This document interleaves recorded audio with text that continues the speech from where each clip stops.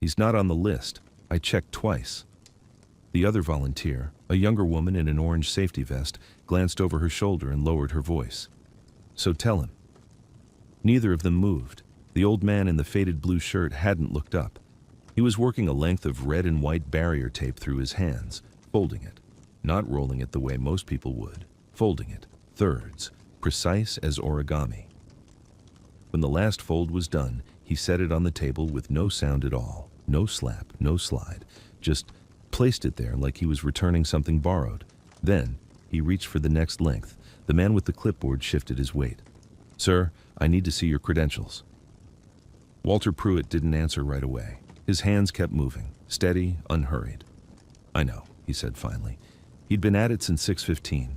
The street was still dark at that hour, the November sky holding onto night the way it does in the upper Midwest, reluctant, gray, bruised at the edges where the streetlights pushed against it. Leaves moved across the asphalt in small, dry rushes. The bunting on the barricades stirred without enthusiasm. Walter's truck was backed up to the staging gate at the corner of 4th and Jefferson, tailgate down. He moved to it, reached in without looking, and lifted the first folded chair with the ease of someone who has made this exact motion enough times that his hands no longer need instruction from his brain. He carried 2 at a time, always 2. Set them in position, spaced them, ran his thumb along the gap between them, not measuring exactly, something closer to confirming. Then he went back to the truck. No one watched. That was part of it, maybe. The whole city still asleep behind its curtained windows while he laid out the rows in the cold, his breath coming in small visible puffs, his boots careful on the wet asphalt. He counted without moving his lips. That took years to learn. Early on, back when the habit was new, his mouth would form the numbers and he'd catch himself doing it and feel something he couldn't name. Not shame exactly, more like exposure, like a thing that was supposed to be private was trying to surface. So he'd trained himself out of it, kept the count internal, clean. 30, 31, 32. The chairs were old aluminum folding chairs, the kind with the thin rubber feet that catch on concrete. Some of them he'd had for a decade. The newer ones had different hinges, a slightly brighter aluminum, and he kept those clustered toward the middle so they'd be less visible from the reviewing stand. He wasn't sure why that mattered. It just did. 43, 44. A gust moved down Main Street and the bunting snapped once, hard, then went quiet. 45, 46. He set the last one down, straightened it with 2 fingers, stepped back and looked at the row from the end, the way you'd look at a line of men in formation, taking in the whole shape of it. 47 chairs. He stood there for a moment.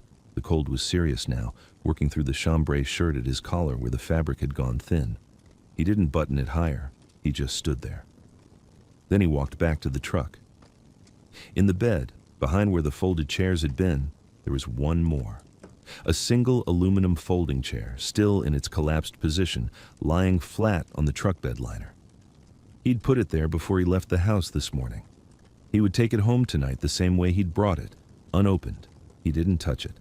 He put the tailgate up, slow and deliberate, and the latch caught with a sound that felt too loud in the empty street. 11 years he'd been doing this. 11 Veterans Days. Never explained the count to anyone who helped him set up, though a few had asked, casually, the way you ask about something that seems odd but probably isn't. He'd said it was for the RAW configuration. Once he'd said the space worked better with an odd number. People accepted that because people accept things that are offered with enough calm. The truth was not something he offered. 47 was a number he kept the way you keep a debt. Not proudly, not even consciously anymore. Just kept it the way your lungs keep breathing, because the alternative was unthinkable, and the body knew that even when the mind was trying not to. He picked up his clipboard from the front seat, looked at the chair rows one more time from the gate, and walked toward the staging area. The 48th chair stayed in the truck. "Hey, you need any help setting up the check-in table?" Walter looked over. Young woman, mid-20s, VFW lanyard, spiral notebook already open in her hand. She had the particular alertness of someone who'd shown up early on purpose, not by accident. "Done," he said. She looked at the table. Pens capped and arranged parallel, forms stacked, corners aligned, coffee urn centered. She looked back at him and nodded slowly, the way people do when they have underestimated a situation.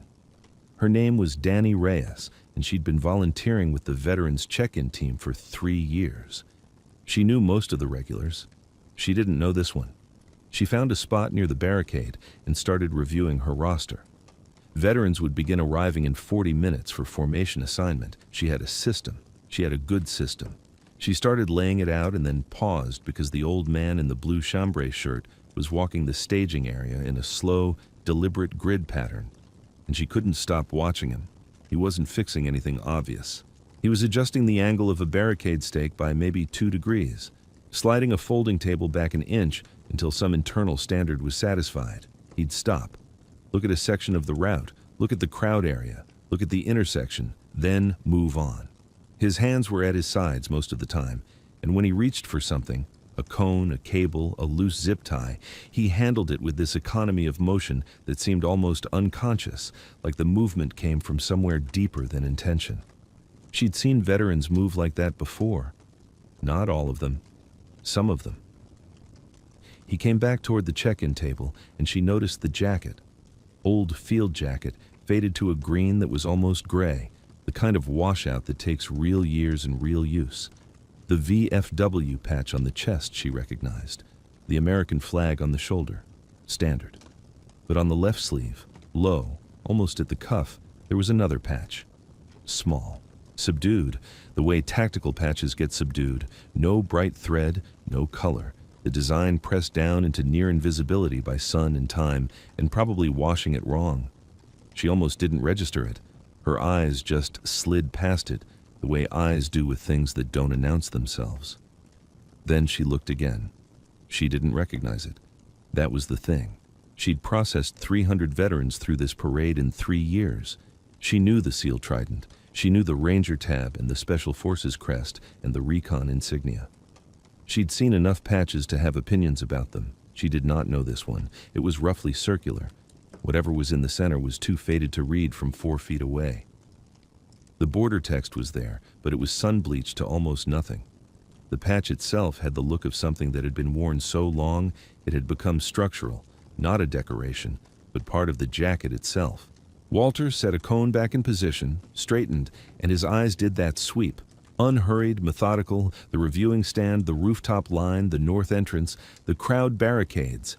And she had the strange, specific feeling of watching someone check a room the way you'd check a room if you'd once had very good reasons to check rooms. She looked back at her roster, looked back at the patch. She wrote a small question mark in the margin of her notebook and circled it. She didn't know why yet. Some things you notice before you know what you're noticing. Walter moved past her table without stopping, adjusted the last barricade stake by that same invisible margin, and went to stand at the staging area entrance to wait for the veterans to start arriving, 40 minutes early. Still. You need to be behind the barricade line. Walter didn't turn immediately. He finished watching a city maintenance truck roll past the 4th Street intersection, noted which way the driver's head moved, then turned.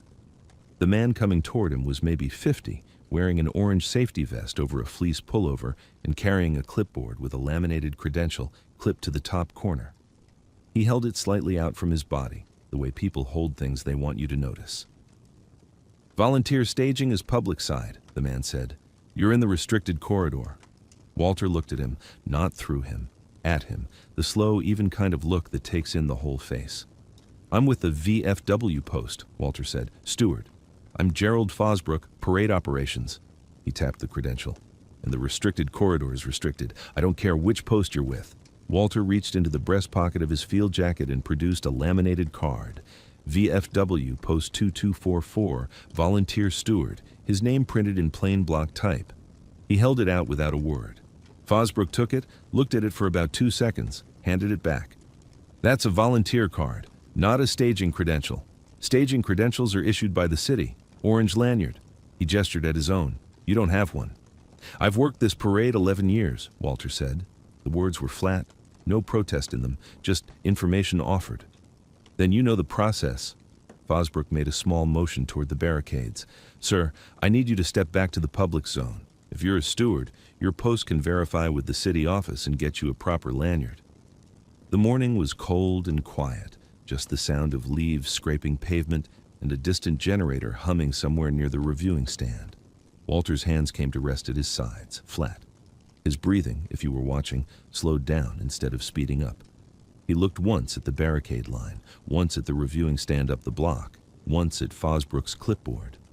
Then he nodded. "I'll need to come back through to finish the chair setup," Walter said. "If you get a staging credential, yes.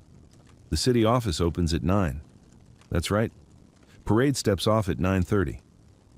Fosbrook's expression didn't change exactly, but something in it tightened. "I understand the timing is inconvenient. Those are the rules. I don't write them." He did write them, or someone exactly like him did, and the rules were fine rules for keeping chaos orderly, and Walter knew that. And so he said nothing else. He picked up his coffee cup from the corner of the registration table, lifted it without a sound, capped the pen that had been lying uncapped near the sign-in sheet, and set it parallel to the table edge. Then he walked toward the barricade line. He didn't look back at Fosbrook. He didn't look at the 47 chairs arranged in their rows 20 yards behind him, or at the registration table where Danny Reyes had gone very still and was watching Fosbrook with an expression she was working to keep professional. Walter just walked to the barricade, lifted the tape, and stepped through to the public side. He stood there with his coffee. The generator hummed. A color guard from the high school came around the corner in a loose cluster, glancing at phones, and Walter watched them find the right entrance and file through, and nobody checked their credentials. He drank his coffee. The staging area behind him had 47 chairs in it, arranged exactly right, and a registration table that still needed someone to manage it, and an entrance where a steward was supposed to stand. He drank his coffee and waited. "Sir, I'm going to need you to step outside the barricade. This is the last time I'm asking." Walter set his coffee cup down. No sound. Rim to table, clean and level. Fosbrook had his phone out now, the clipboard tucked under one arm so he could dial. He wasn't looking at Walter while he did it. He was looking past him, down the street toward the nearest intersection where a patrol officer had been stationed since 6:30. It was the look of a man who had won arguments this way before. Many times, probably. The phone, the authority, the backup, the sequence. Walter watched him dial. His breathing slowed. Anyone paying attention would have noticed it, the chest settling, the shoulders dropping just slightly, the hands coming to rest flat against the sides of his thighs. His eyes moved once, deliberately. The barricade entrance, the registration table, the tent's two open sides, Fosbrook, the street. Then back to Fosbrook. He did not speak. "Officer Briggs," Fosbrook said into the phone. "This is Fosbrook. I'm the parade marshal on Sector 2. I've got an individual in the restricted staging area who cannot produce valid credentials. I need you to come assist with removal." A pause. "4th and the staging tent." "Yeah, thank you." He hung up, looked at Walter for the first time since dialing. "He'll be here in 2 minutes. You can wait or you can walk out on your own. Either way." Walter said nothing. The leaves skittered across the asphalt outside the tent. Somewhere down the parade route, a high school band was doing a sound check, a broken phrase of something patriotic starting and stopping. The overcast had thickened since dawn. The cold had that particular November quality, not sharp, just persistent, the kind that settles in at the collar and doesn't leave. Walter stood exactly where he was. 40 yards away, in the credentialing tent near the parade's assembly point, Danny Reyes had stopped typing. She had a veteran's packet open on the table in front of her, half processed, and her radio in her hand, and she was looking at the photo she'd taken on her phone 20 minutes ago. A low-quality shot of a small patch on a field jacket, sun-faded to the point of near illegibility. She almost hadn't sent it. It was barely visible.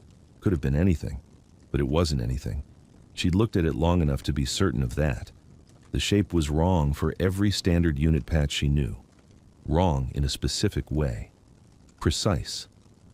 Her supervisor had called back in 4 minutes. He'd sounded different than usual. He'd asked her to describe the man wearing it, asked twice, and then told her to hold and not to approach the individual.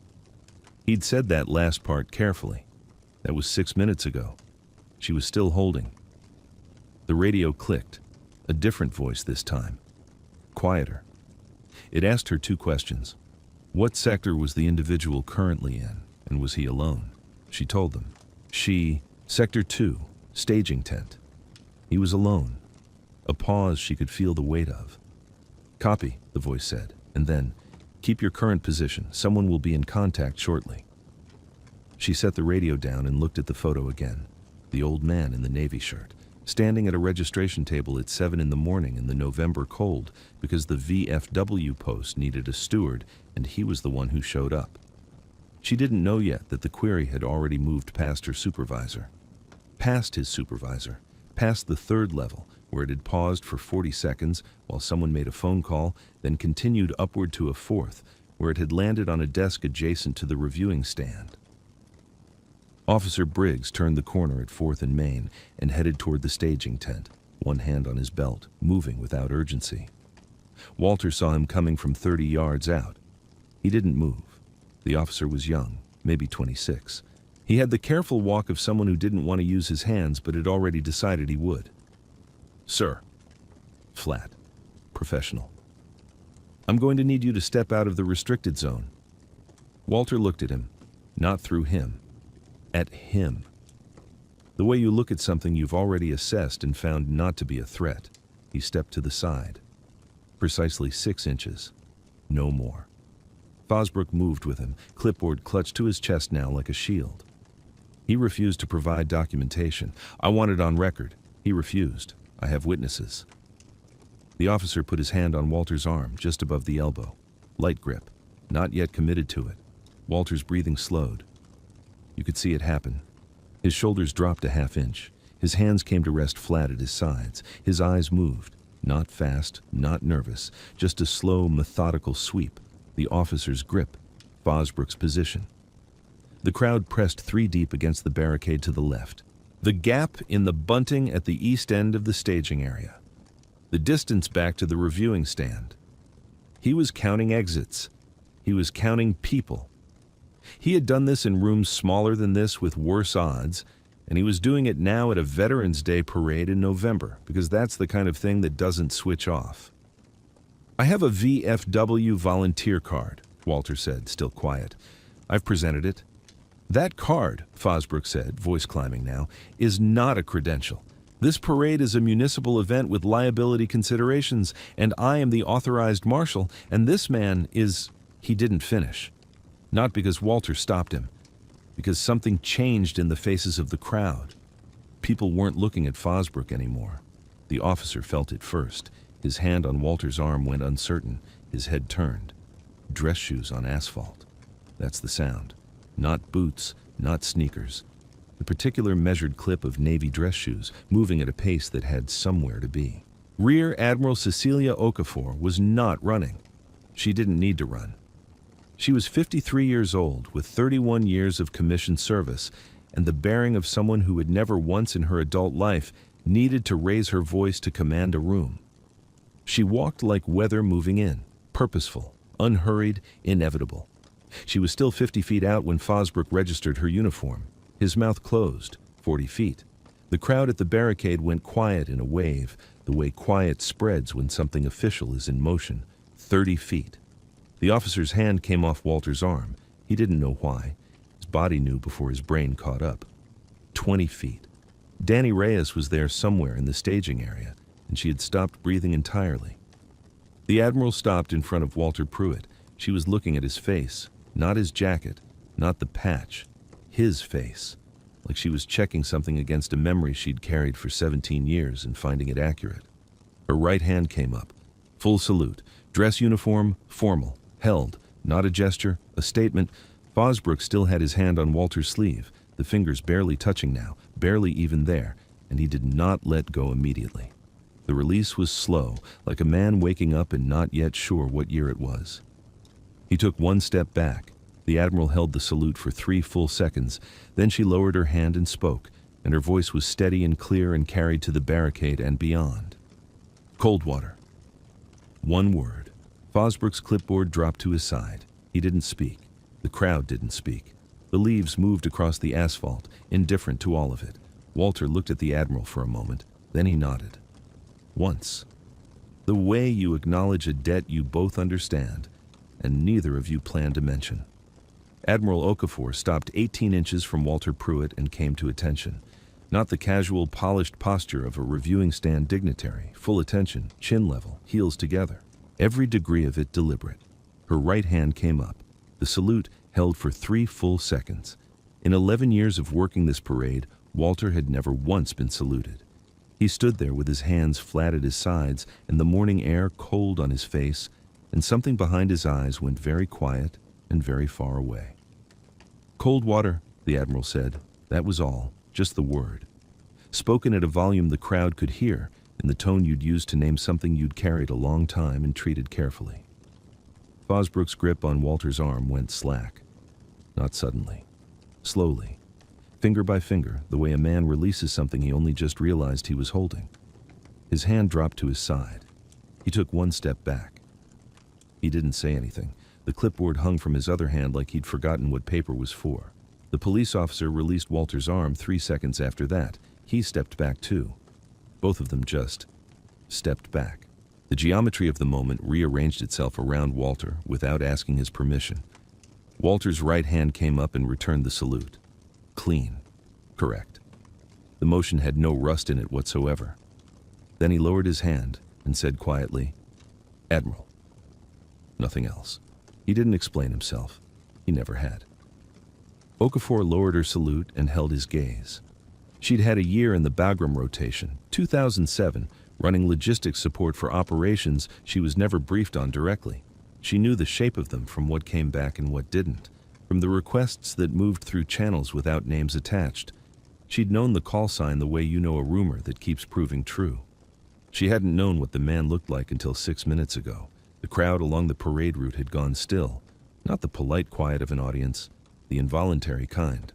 The kind that happens when something lands in a public space that wasn't meant for public spaces, and everyone knows it, and no one knows exactly what they're seeing, and the air feels different.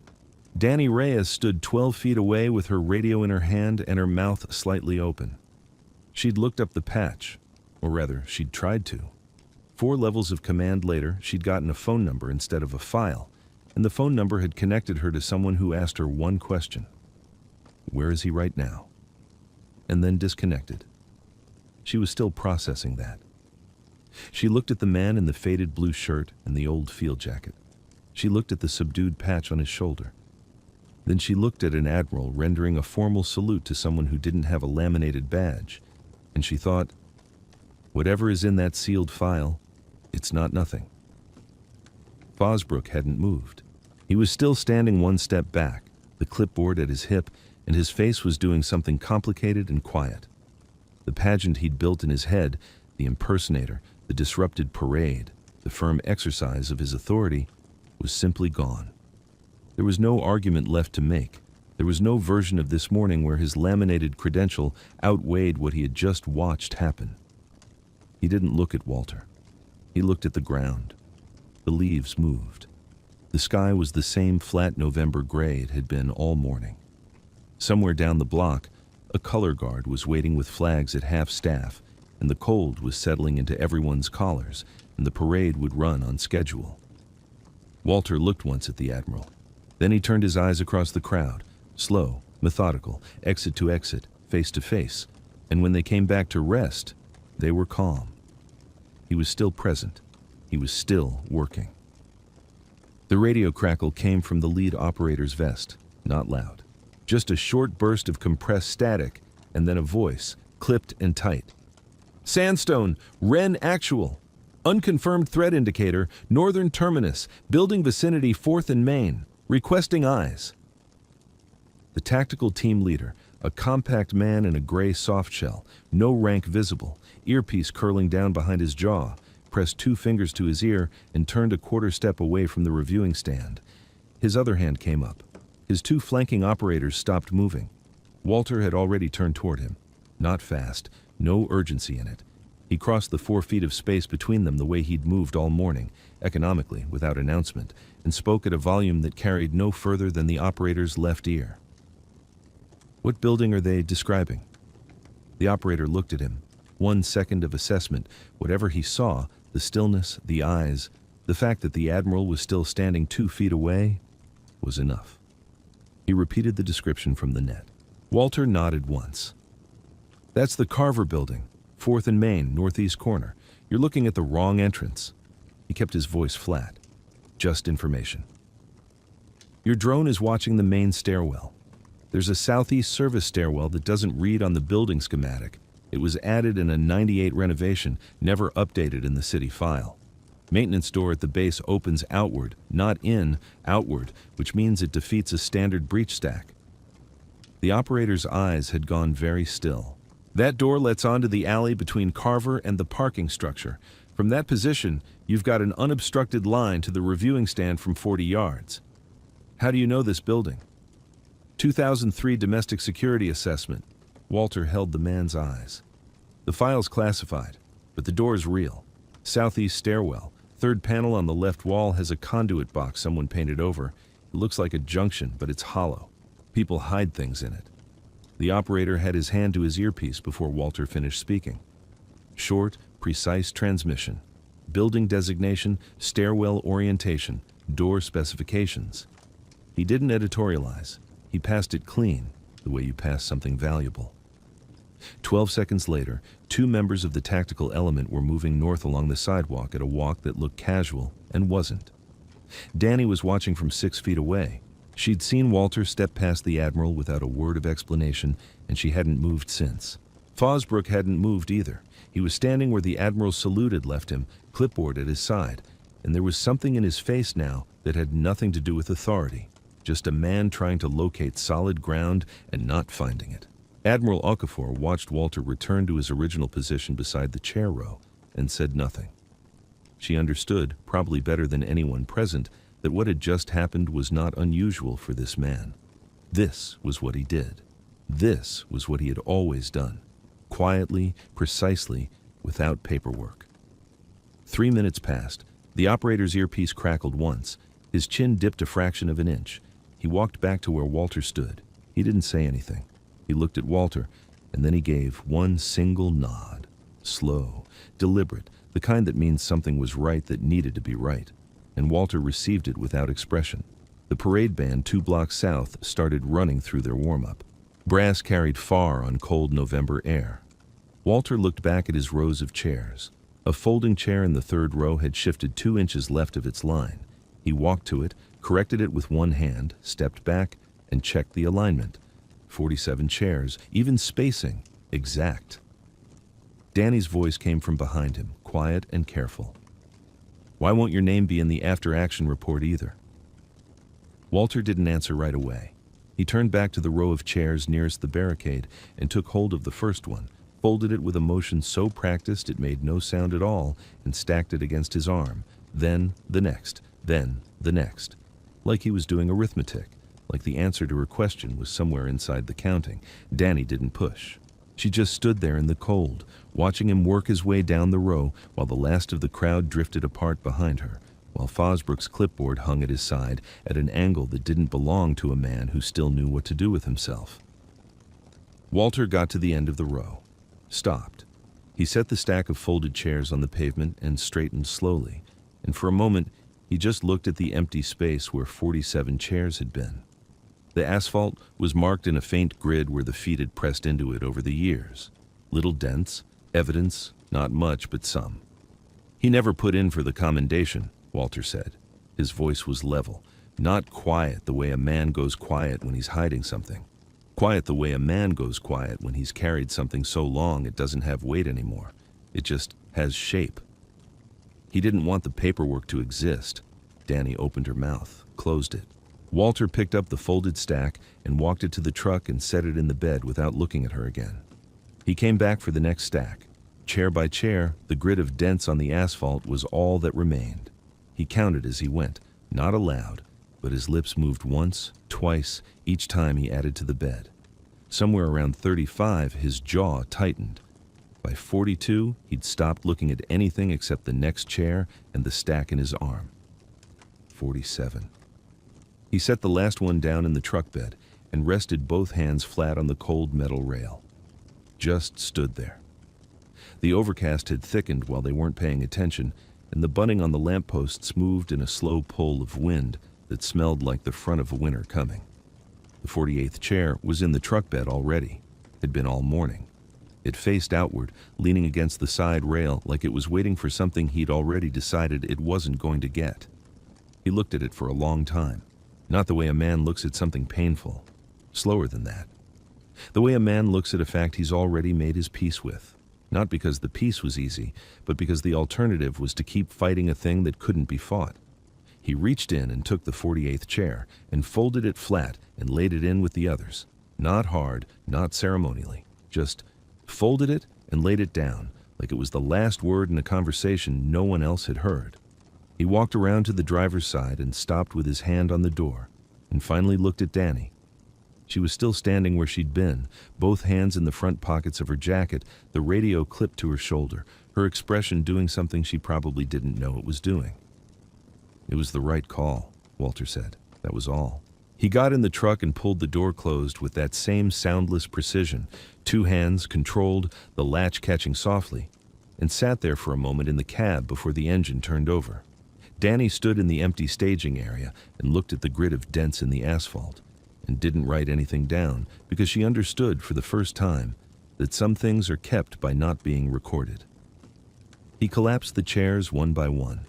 No hurry, no wasted motion, each one folded, stacked, carried to the truck bed in groups of 4. He counted under his breath, not the count of a man doing arithmetic, but the count of a man keeping faith with something. 38, 39, 43, 47.